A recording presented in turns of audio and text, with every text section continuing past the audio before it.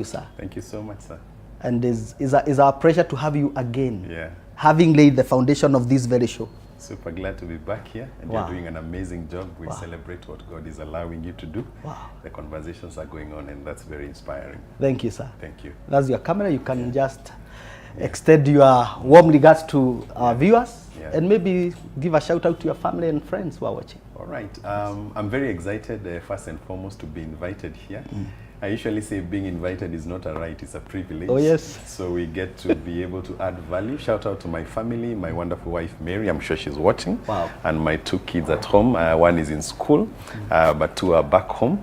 And I'm sure they should also be tuning in. And I'm very excited. You can mention them by name. It's good to mention them. Yes, I have my firstborn son who is in school. He's called Jeremy. I have second-born Jaden, and I have my last-born little girl. She's called Jewel. And my wife is called Mary. Super excited to lead that family by God's grace. Yes. Great. Yeah. A few friends that you can give a shout out? Yeah, I think one of the guys that we started Man Unveiled with, there's a wonderful gentleman called Ernest Nyinge. Okay. That was many times my co-panelist. And we did many episodes here. So shout out to him as well. Yeah. I remember Ernest because he sold me some books. Yes. Premarital counseling books. He used to do that business. He used to do that a lot, And I still remember him. Ernest, I'm looking for you. Yeah. Someone tell Ernest. Yeah. I'm looking for him. I will let him know. Oh, yes, thank you. And in fact, you'll come with him. Yes, I should come with him. We need to rekindle the memories. Absolutely, absolutely. Yes. Sir Gabriel. Yes, sir. Thank you very much for the opportunity. I think it's my first time, 2026. Yes. Thank you so much for bringing me early on the year. I guess we have started on a high note. Sure. And we are going to keep it there. So I'm very happy to be back. Shout out to my wife and my baby. They are watching. And so many friends today had told me that they will be tuning in. Maybe I can mention a few. Yes. Elika, Victoria, I had Sam, I had Joe. And everyone who is watching, I hope this show is going to be a blessing to you. Wow. Yeah. Yeah, your wife Faith has been very supportive. Oh, everywhere, every time. Yes. she's a blessing. I keep telling Gabriel, if she didn't have faith, she would be faithless. She would be faithless. Thank God you have faith. Thank God. Yeah, we want to kick on, and I want to come to you, Boniface, because the topic that you're handling tonight is quite a sensitive topic. Very sensitive. Because of the pressure that comes with being a man and the responsibilities, expectations. And talking about pressure and talking about loss, disappointments, maybe you can give us a highlight or some of the pressure of being a man. That's a very good question. And first of all, I think I want to begin by underscoring the fact that the only way we can escape pressure is when we die. Okay. For so long as we are alive, there's going to be one pressure or another that we'll be facing. In fact, somebody told me something many years ago that I've never forgotten, that you're either inside pressure, just about to get into pressure, or just coming out of pressure. So pressure is somewhere within your environment. And I want to just share a quick small story just to bring a perspective to what we are sharing about. Something that happened to me in the year 2016. I was employed in the government, trying to do all that I could to make sure that I'm growing career-wise. So one time it happened that there was a very big scandal in my department, a very huge financial scandal. And you know what happens when financial scandals happen in government institutions. So being, trying to be a good Christian, a Joseph out there, I saw the scandal that was happening, so I decided to report the scandal. So together with, yes, I decided to be a whistleblower. So together with one of my colleagues, we did a report and we submitted it to our head of department. I did not know that doing that was going to take me through one of the most difficult things I've ever gone through. Because 2 weeks after that, I thought I was going to be rewarded for being a whistleblower. I was kicked out and I was put on interdiction. Now I had to deal with the pressure of, number one, being victimized for something I'd not done. Number two, being thrown into a space where I have to provide for my family and I don't have a job. And then number three, I had to deal with the reality of a tarnished reputation, not because of a character issue that I had, but because I was in a space where I was trying to do the right thing. And I discovered that there are times as a man, you will not get in trouble because you've done a bad thing. You may actually get in trouble for doing the right thing. And we have examples of that about men like Joseph in the Bible. The guy refuses to sleep with another man's wife and he goes into prison for it.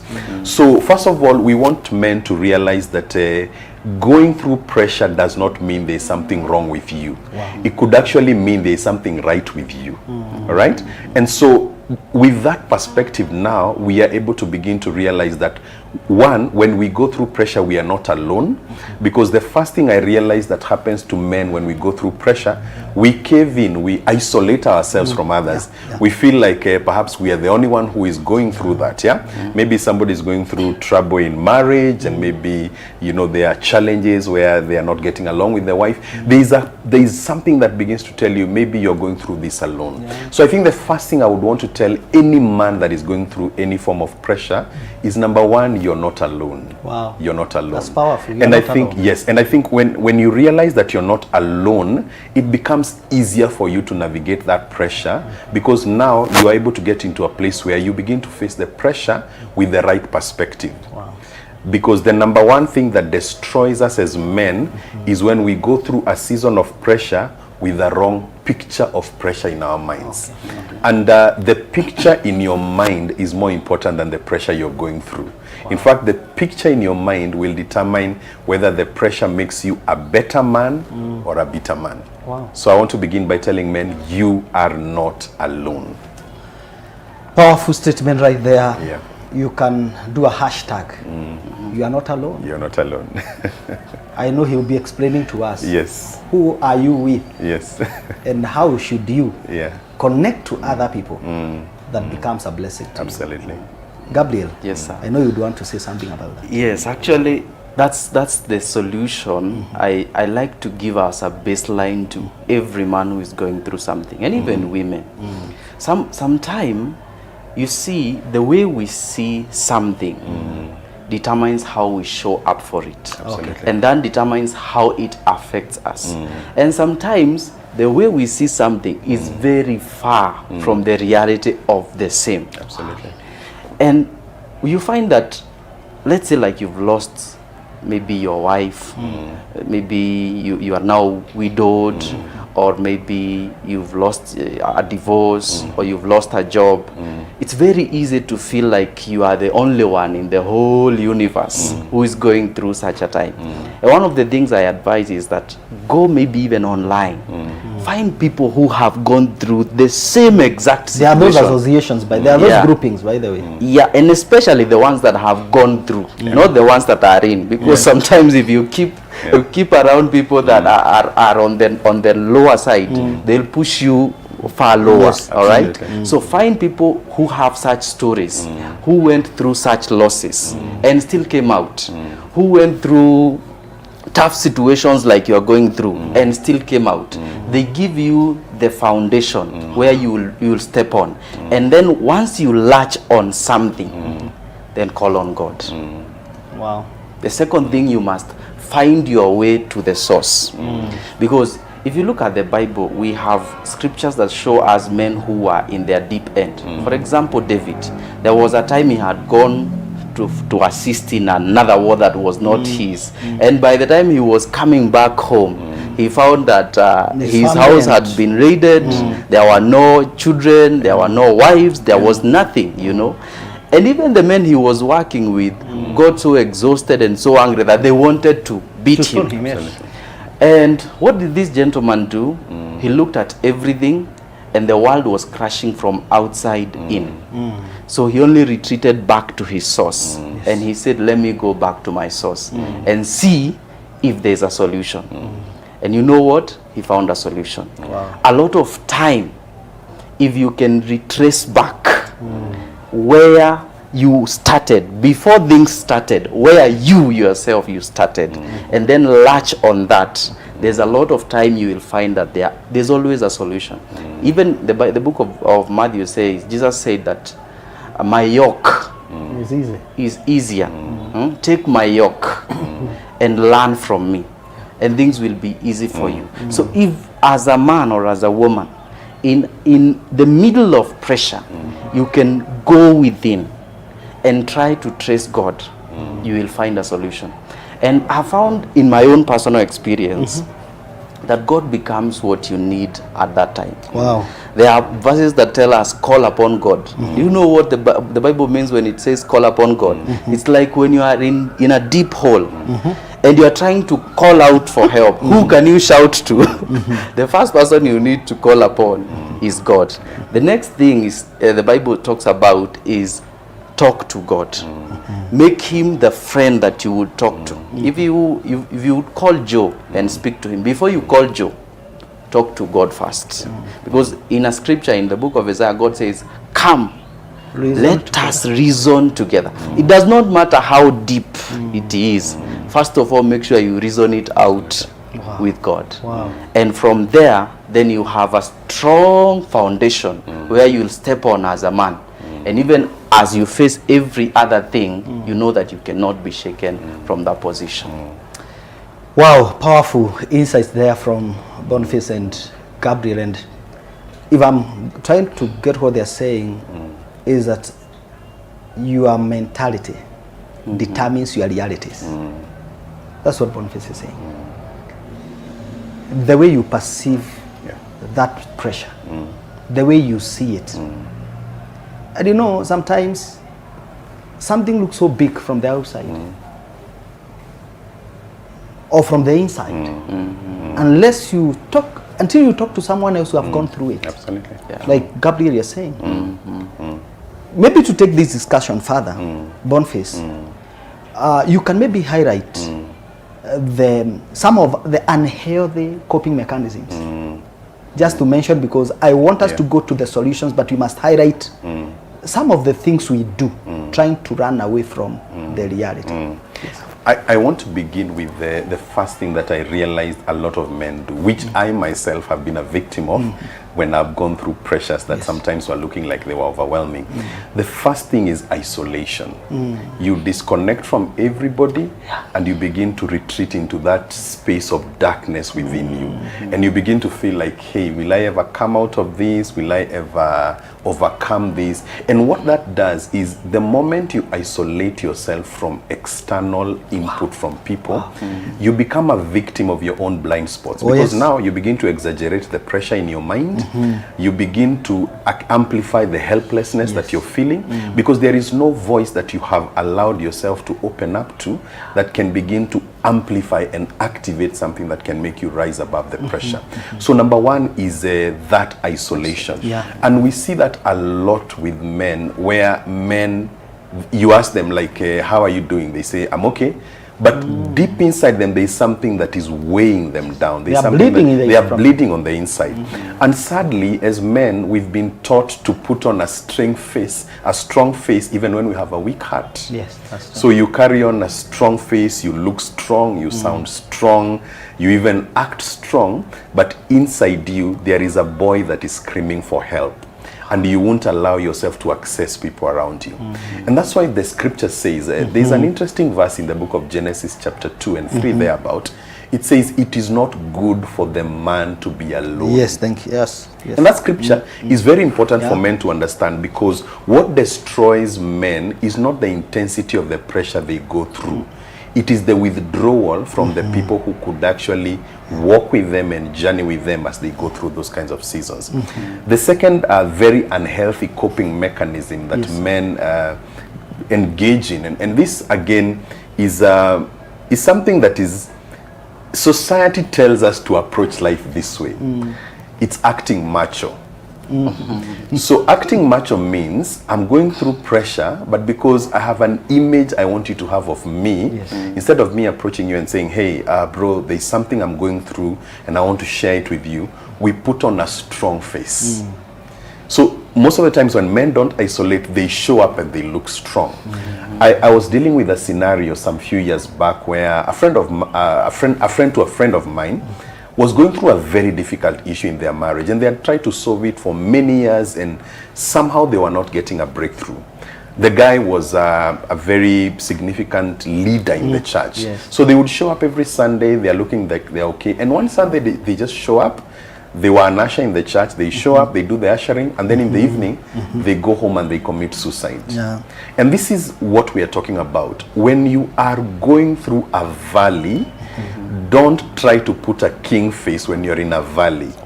Accept the reality of where you are, and don't try to act like what you're not. Because we are taught to act strong, not to be strong. And you cannot become strong if you don't get to a place of actually saying, hey, I'm going through a situation where I'm strong. Accepting that reality. And one of the things that men must realize is that accepting the struggle does not mean you are less of a man. It actually means that you are sober, you are aware of your humanity and your limitations. And that's something very difficult for men to understand, because we are taught that you have to look like you are strong even when you're crumbling.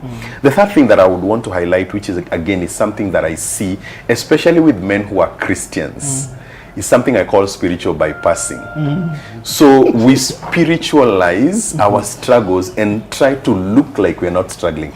And sometimes that can be something like being more religious instead of dealing with the issues. We say we are acting by faith. We say, and we can stretch the narrative of faith to a very unhealthy extent, where instead of facing the realities as they are, and with wisdom beginning to see how can we process this, we begin to spiritualize things that are not spiritual. For example, a man is in debt.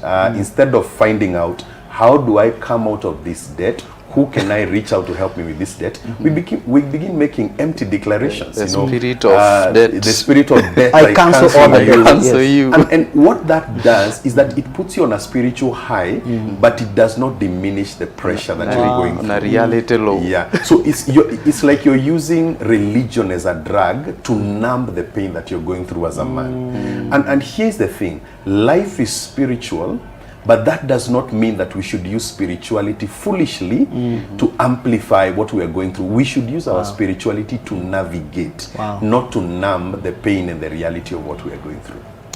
And I like that point because even Paul says that faith without action is dead. Yes. Is dead. Every action, every sense of faith must be accompanied by an action. Yes, yes.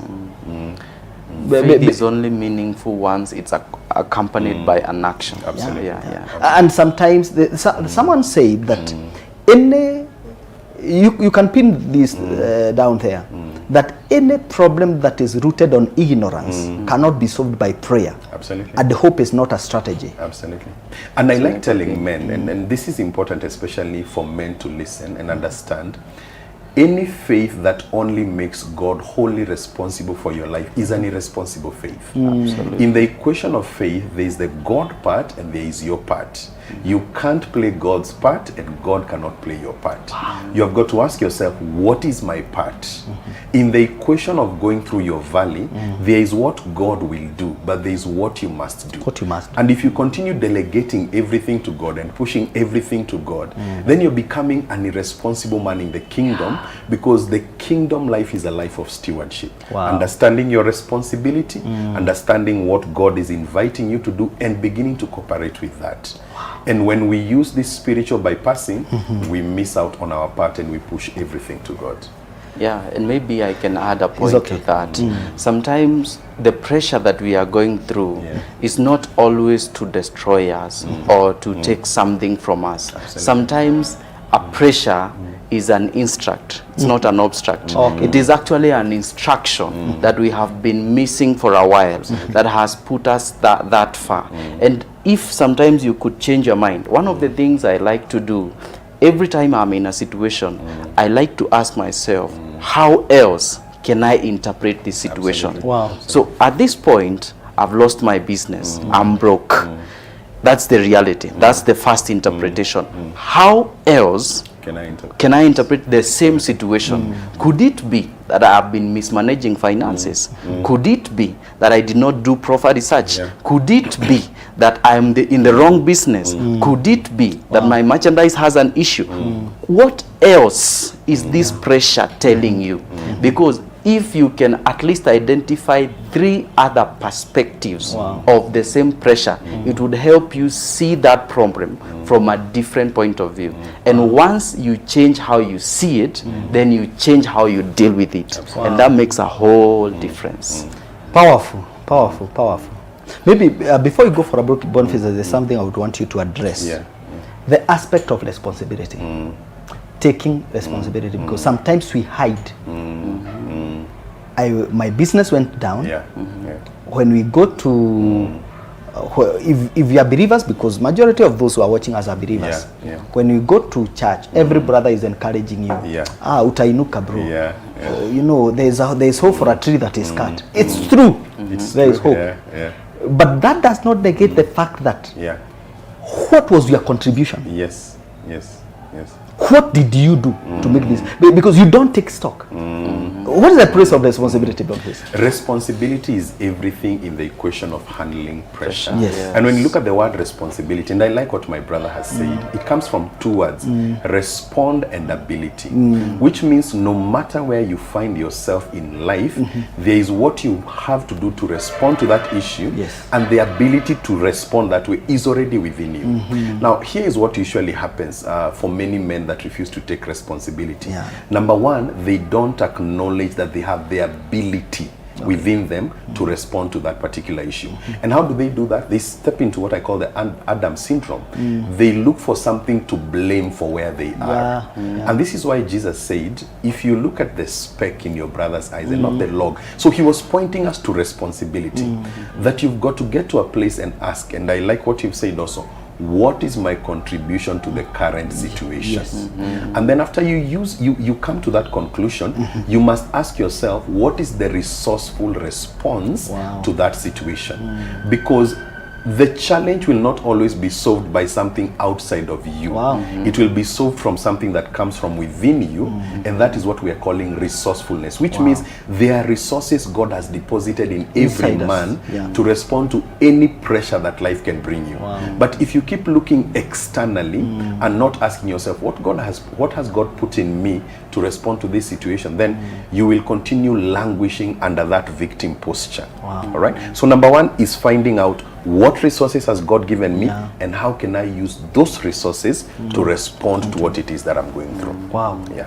Gabriel, Yes, sir. address the issue of men who carry guilt even when other people are responsible. Yeah, there are circumstances which you might find yourselves in, and you've just been cornered, like what my brother was saying. He was Cornered trying by to life. be right, but things cornered him. Yeah. So I think what the best idea you should have is to take stock, as you have said. First of all, always take stock of your current situation. What did I do wrong? What was done wrong for me? How did I get here? Once you take stock and you are honest with yourself, at least you cannot lie to yourself. You'll be able to identify if it is actually who caused the situation, because there are other situations that find people.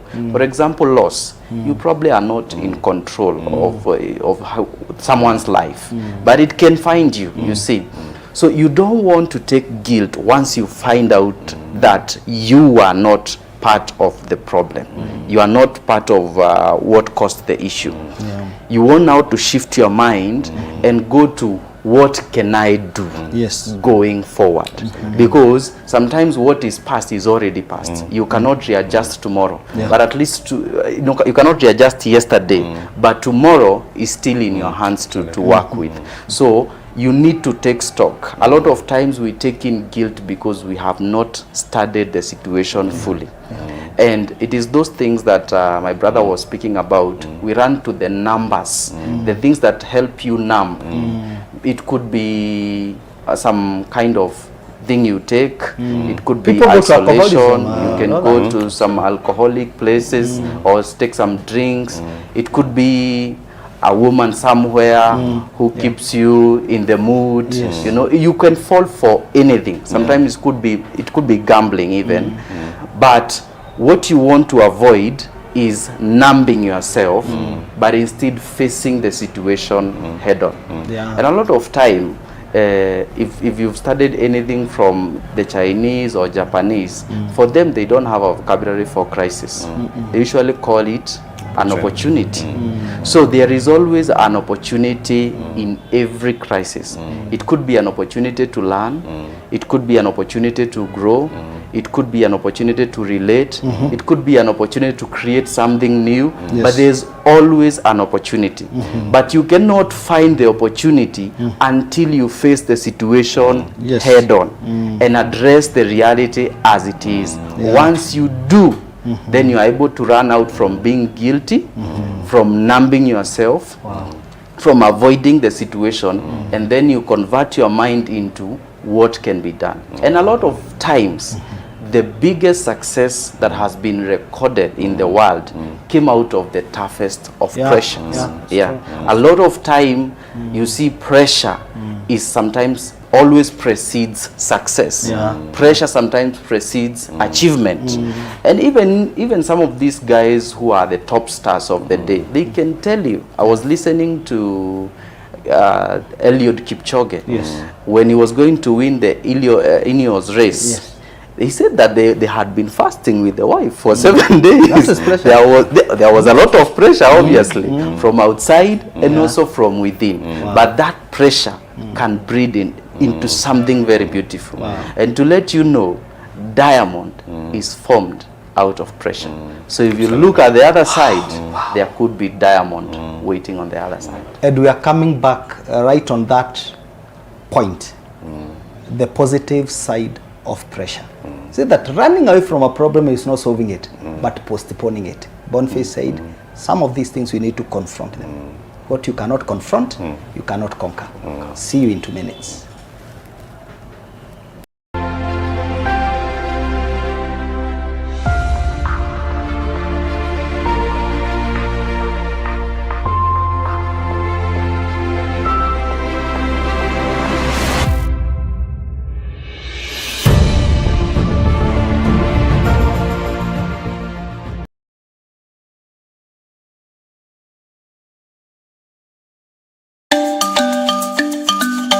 Anytime, anywhere. Access inspiration that never switches off. Stuck in traffic? Elevate your mood and own the moment. Just looking busy? Make every second count. Tap into Kingdom content instead.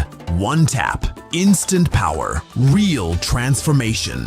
Download the Elevate TV app now. Exclusively on Google Play.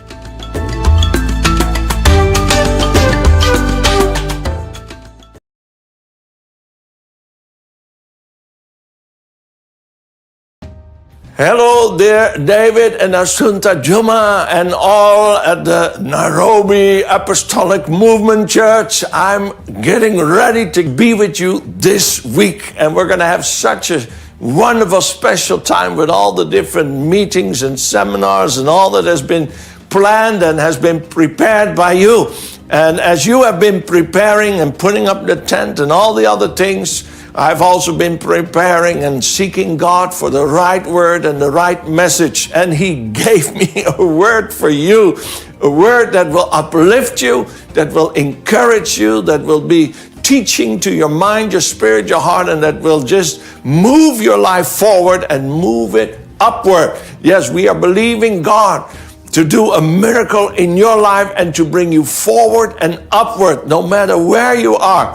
He can bring you higher. And this word that He put in my spirit, it will move you higher, nearer to God, and into the great new life that He has given us with blessings, oh, wonderful blessings and miracles and movements of His Spirit, to make your life a better life and to make your life a life that will bless others. So I'm excited to be with you this week, and I hope you will meet me at the different venues where we will be, and it will be a wonderful time together in the presence of God. See you soon.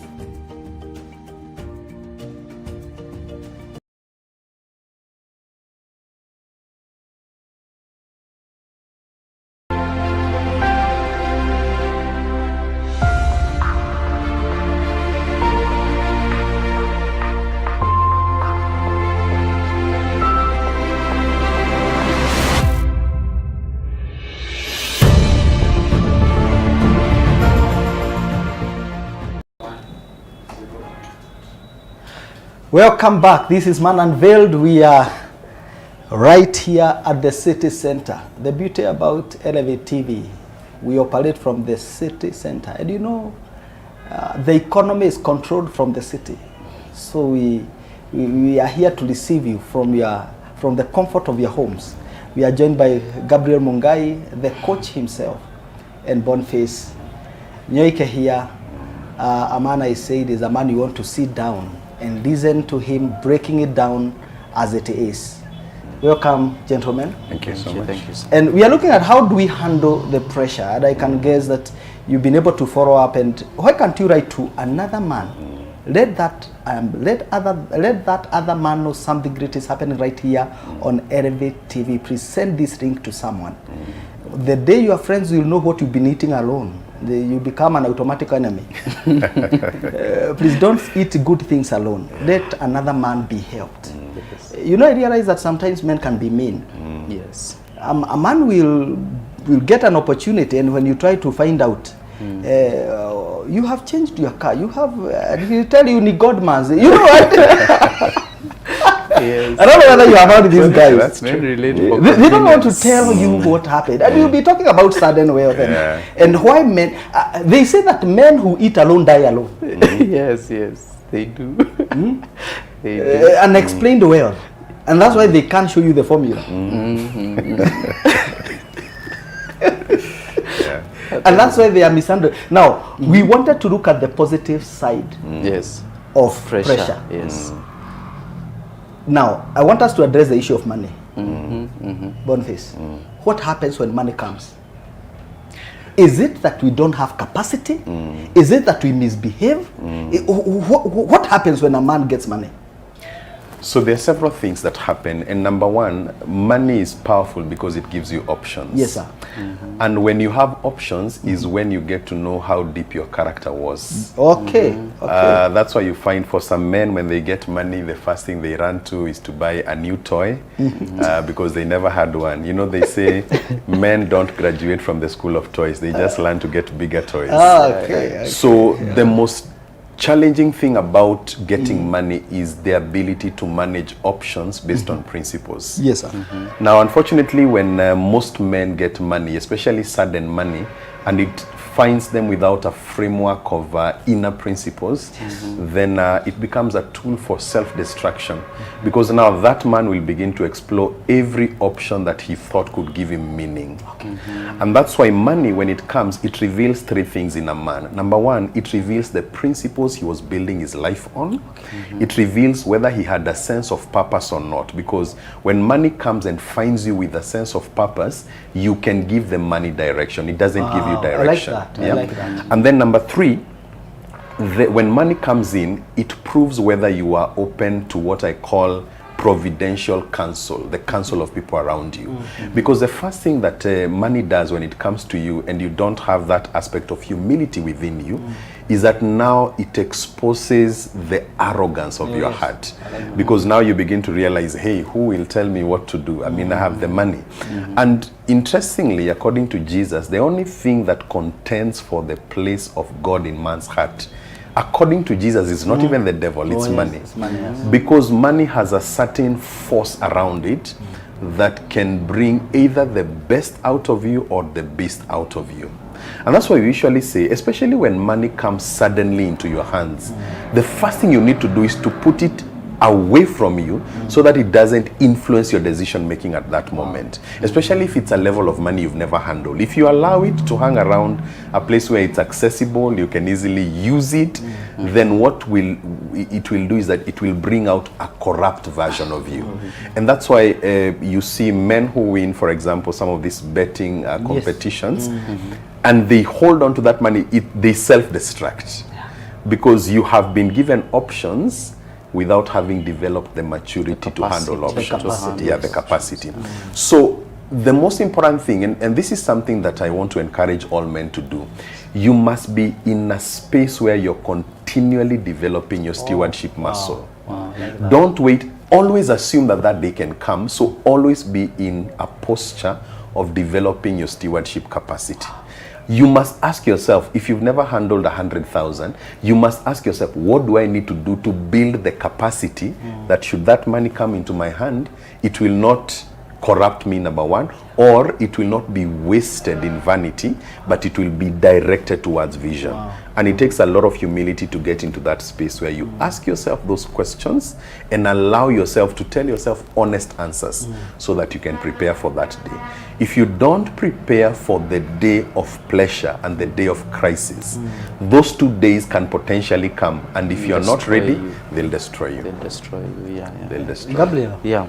what is the price? I think maybe you'll add something on what. I wanted to mention that there's something we call in our training the money barometer. Okay. That every person operates within where their money barometer is.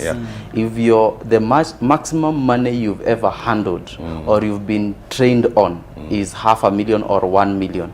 If you get 10 million, you waste it, and when you get to 1 million, common sense comes back, and then you start understanding that you had some money and you need to put it to work. But before it gets to where your barometer is, you will never be sober. Absolutely. You are not sober until it gets there. So every one of us needs to check where our money barometer is. And as our brother 𝗵𝗏 has said, keep on pushing your barometer upwards.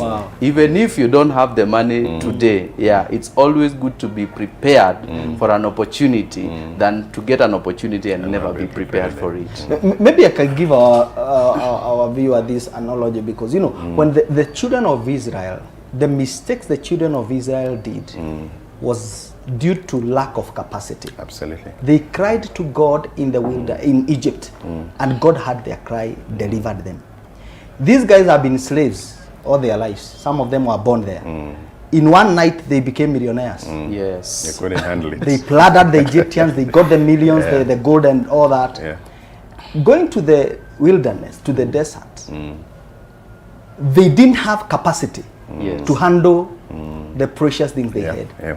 And they made a god Best they could is make a god out of the money. of Absolutely. what they had. Yes. So what Boniface is saying, when you lack capacity, when your money barometer, in his words, new terminologies, we are learning, go to a certain place, you can never operate above it. Keep building capacity, in Boniface's words. Yes. If I got you correct. Yes. Keep building your capacity, because you cannot operate above the capacity you have developed. Absolutely. And before we just go beyond that point, building capacity is one of the best solutions to handling pressure in life. Wow. Absolutely. The amount of capacity you build as a person determines how much pressure you can handle also as a person. And that's why we take CEOs and pay them a lot, because they have built their stamina, they've stretched themselves. They are not excited. They are not excited, they are not carried by big things. They will work with billions and even millions. They will work with teams, they will work with beautiful girls and big good cars and every good thing, and they'll still be sober enough to lead the vision of a company. So it is how much you stretch your capacity is equal to how much pressure you can also handle in life. And just to add that every man who has no routine or program for capacity building is setting himself up for a day that will crush him. Absolutely. Wow.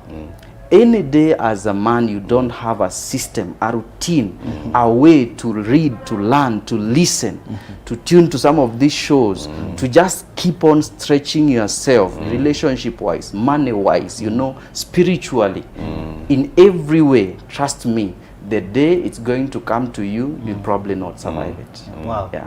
When you talk about capacity, I see someone that I honor here watching called Madam Comfort. If there's someone I know who have built capacity, is this lady.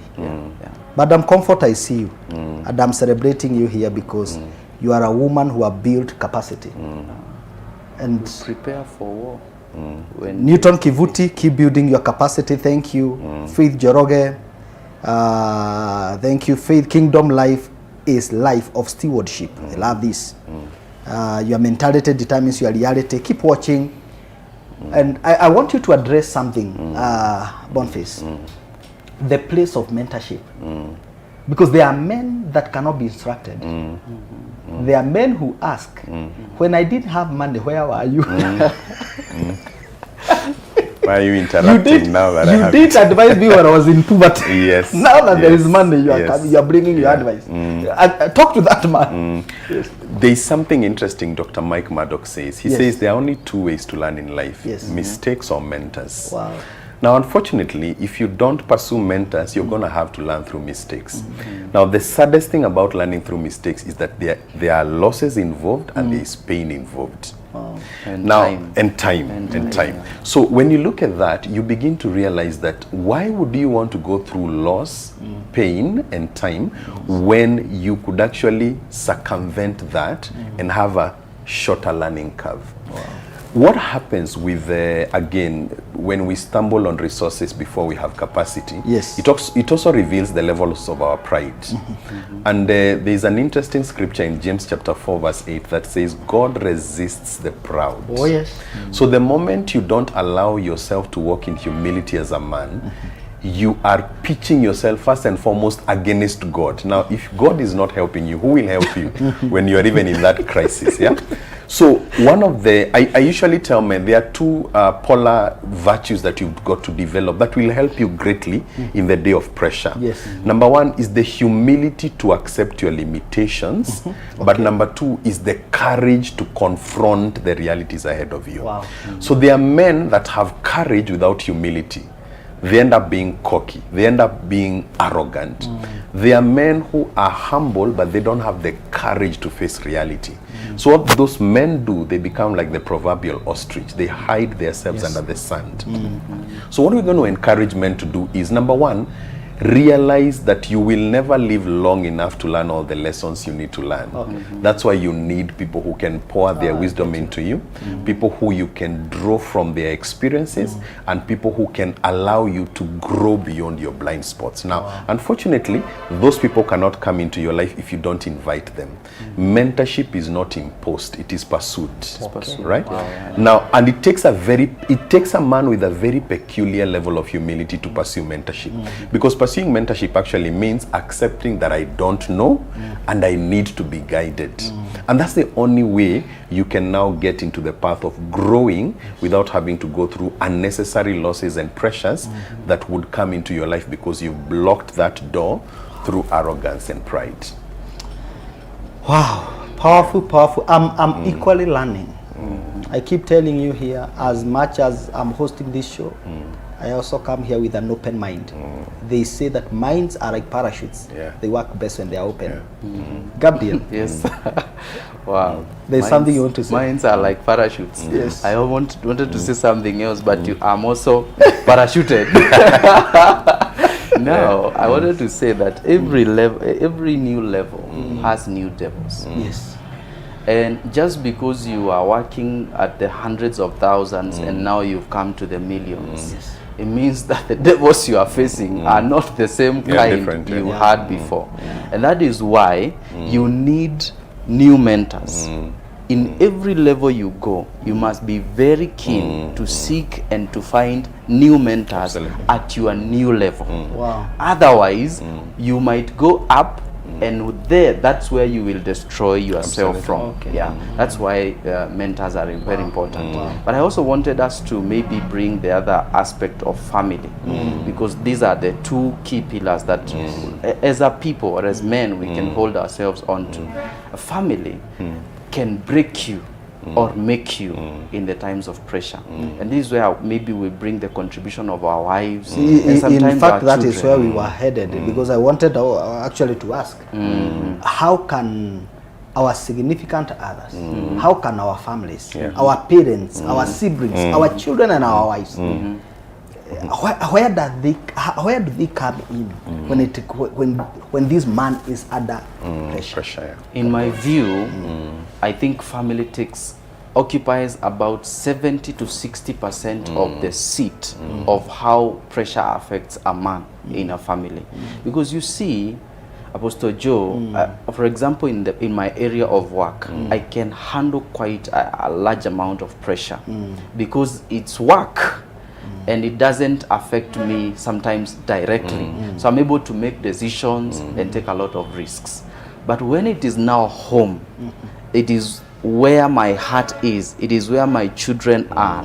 You find that men seem to have very few ideas on how to handle the matters at home.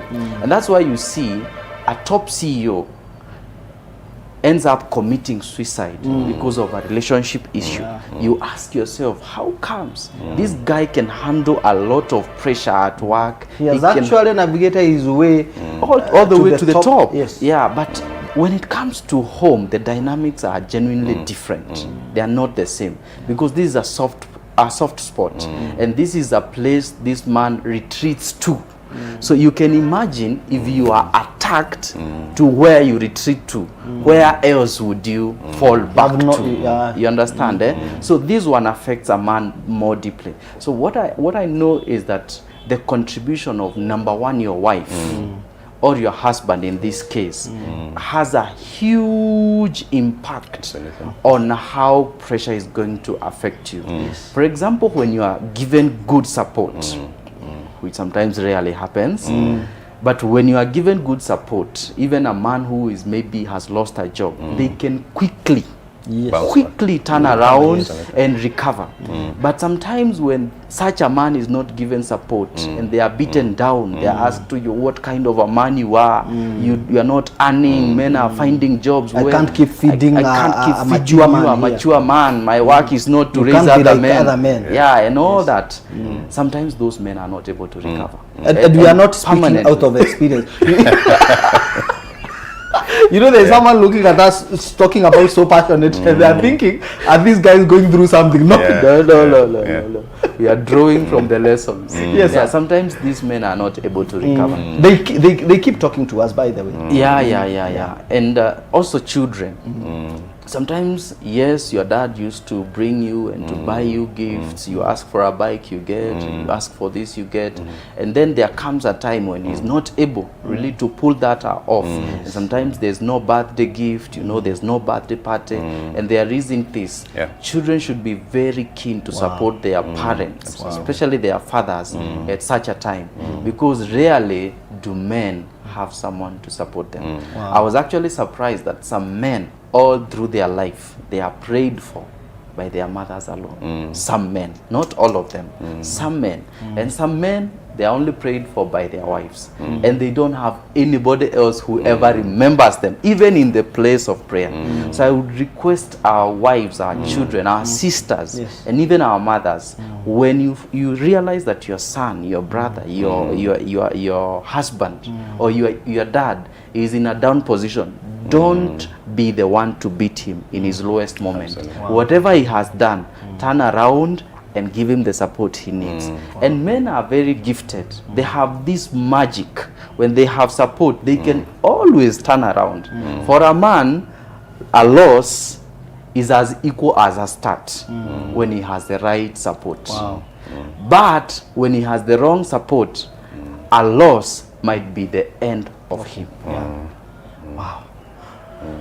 Boniface, what happens to this man who is looking after his parents, and he has a family, his siblings are looking up to him, this man loses a job, of his business is not doing well, and he is expected to rise to the occasion? That's a very difficult place for a man to be. First of all, I must say that, because the pressure is compounded not just by what the man is going through, but the expectations people keep imposing on him. And let me begin by saying that one of the best gifts you can give a man during a moment of crisis is what I call the seed of your adaptation. You have to be willing to adapt and accommodate that man within the season he's in. Now, am I saying condone passivity? The seed of adaptation. The seed of adaptation. Am I saying that we condone passivity and we condone mediocrity? No. But I'm saying, and I'll just give my very practical example here. When I lost my job that time in 2016, one of the things that my wife was really helpful in doing is she adapted certain things about her life. For example, there are certain bills that I was taking care of that she was willing now to begin to offload me so that I can have enough time to recover my punch back.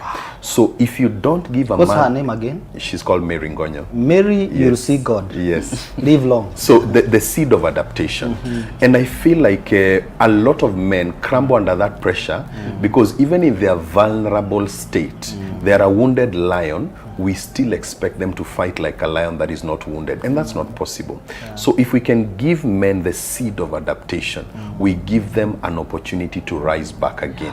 Number two thing that I also want to encourage, especially the wives of men that may be going through a crisis, is to be the prophetess that brings peace to this man. When a man can find peace in his home, there is no battle he cannot fight outside his home. But if he comes home and the little strength left, it is tampered with. Now you start other battles at home, and you don't give that man an opportunity to recalibrate his peace of mind, then what you're doing is that you are sinking that man lower than where he is. And so the ability to just get into that place where you become the prophetess that brings peace back to his mind. But then thirdly, there's something important that I want to say, and this I learned from how I saw my wife handle this season, because it helped me to recover my punch back and I was able to get back on my feet quickly. Number three is you must believe in the king, in the man, even when he's not in an environment where he can believe he's a king. The biggest gift you can give a man in a moment of deprivation is affirmation. The biggest gift. So that even when he's not able to provide, you affirm him. You tell him, God will make things better. You'll come out of this. When a man's ego is surrounded by the affirmation, especially of his woman, there is no battle he won't fight to get back on his place of authority.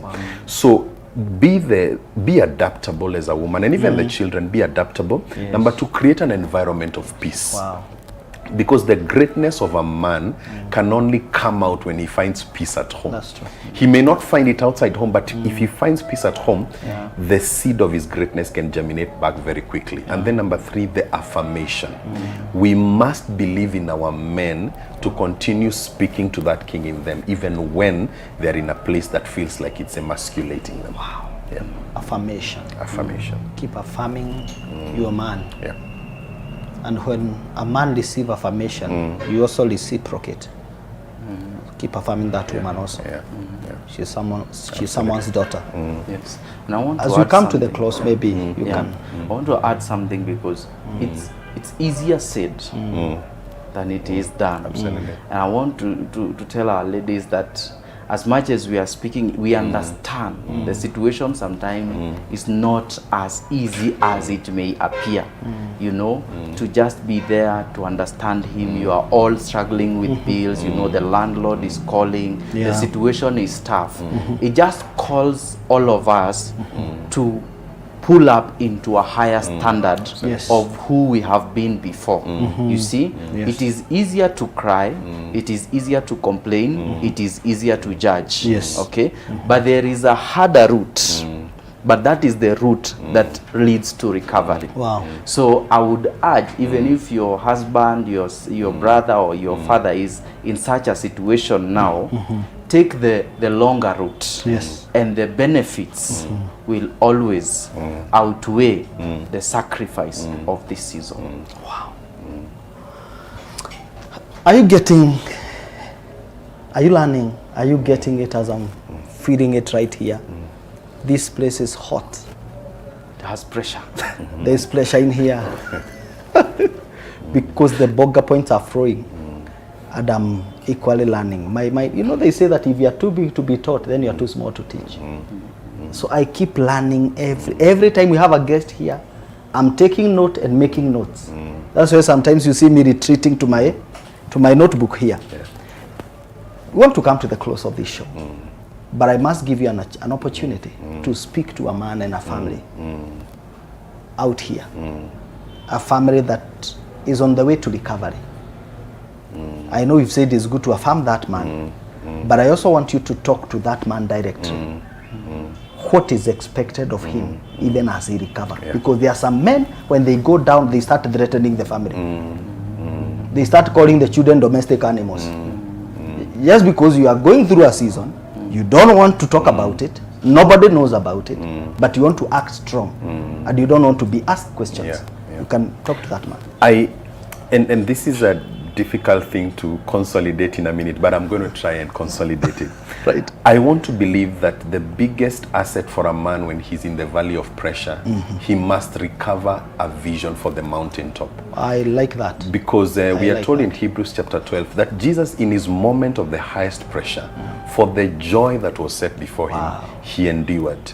So if you can recapture your vision when you're in the place of pressure, and vision can come in many ways. Number 1, seeking God. Number 2, surrounding yourself with men that are not speaking the victim language. Building your capacity as you go on. If you can rebuild your vision, you can build the resilience it takes to press through every adversity you're going through. It's interesting as I close, I have realized that in the scriptures, all the people that were blind in the Bible were men, which would tell us that the one thing that the enemy wants to take away from a man in a time of pressure is his vision, his ability to see ahead. Now, if you can see the ultimate, you can always overcome the immediate. So I want to encourage the men, find a way of getting a vision back in your heart, because the vision will give you the fighting power to go through what you need to go through, to have the fortitude, and you will come out on the other side of the pressure. The distance between you and the outcome of your pressure is either the vision you have or the vision you don't have. So vision is critical in overcoming pressure. Trust God for it, pursue it, do everything you can to reawaken the vision of a greater you, despite the pressures you may be going through. And you're going to make it. Other men have made it, you'll come out of it. How can we find you? I know you. I know you do capacity building. Yes, you do coaching. You do trainings. Yes. Just in a minute, just. So the easiest place to find me is on Facebook. They Yes. say Facebook is the most used platform in Kenya, social media-wise. So Boniface Nyoike Ng'ang'a, if you follow me there, you'll find a lot of what I share. You'll find places I'm speaking in, and you'll also find a lot of value from some of the insights I share there. Wow. Yeah. What services can they? So I do training, I do coaching, I do consultancy, I consult for authors who are aspiring to write books. Basically anything capacity building, you invite me, we'll be able to have a conversation that can add value. Wow. Yeah. In both possibilities, what are you doing? Maybe. Yeah. One word for Last the man. punch, yes. Yeah, for the man who is out there. Believe again. Wow. If you did it last time, you can do it again. Circumstances do not make or break someone. They merely reveal who they are. Absolutely. Let the pressure of this season reveal who you truly are. So believe again, and you're going to make it. Bold possibilities, we do personal development coaching and consulting. You can reach out on Facebook. We have a very busy page over there, and my contact is 0719-489-372. 0719-489-372. You can inbox me if you need private consulting or coaching on matters personal development. For a man watching us tonight, and any family watching us tonight, I just want to leave you with these words. Never doubt in darkness what God showed you in the light. Johnson Kamata, I see you. God bless you and good night. Thank you.